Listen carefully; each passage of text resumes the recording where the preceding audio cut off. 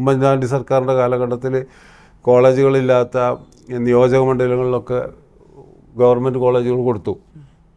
പക്ഷേ ആ കോളേജുകളിലൊക്കെ 1, 2, 3 കോഴ്സേ ഉള്ളൂ. അതൊക്കെ എണ്ണത്തിൽ മാത്രമേ ഉള്ളൂ.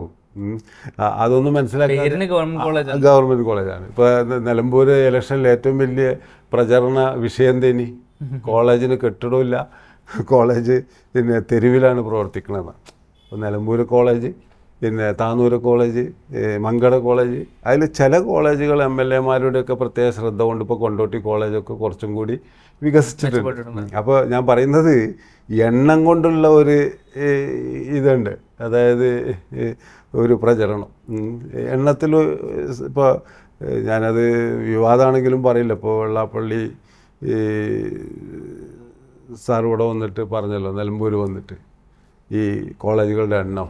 പക്ഷെ ആ കോളേജുകളുടെ എണ്ണവും അവിടെയുള്ള കോഴ്സുകളുടെ എണ്ണവും ഇപ്പോൾ മലബാറിലോ അല്ലെങ്കിൽ മലപ്പുറത്തോ ഒക്കെ ഉള്ള ഈ കോളേജ് വിദ്യാഭ്യാസത്തിന് യോഗ്യത നേടുന്ന കുട്ടികളുടെ എണ്ണവും തമ്മിലുള്ള യാഥാർത്ഥ്യബോധത്തോടുകൂടിയൊരു താരതമ്യത്തിന് പോലും തയ്യാറാകാതെയാണ് പ്രസ്താവന നടത്തുന്നത്. മനസ്സിലായി? അതാണ് ഇതിലെ സങ്കടം.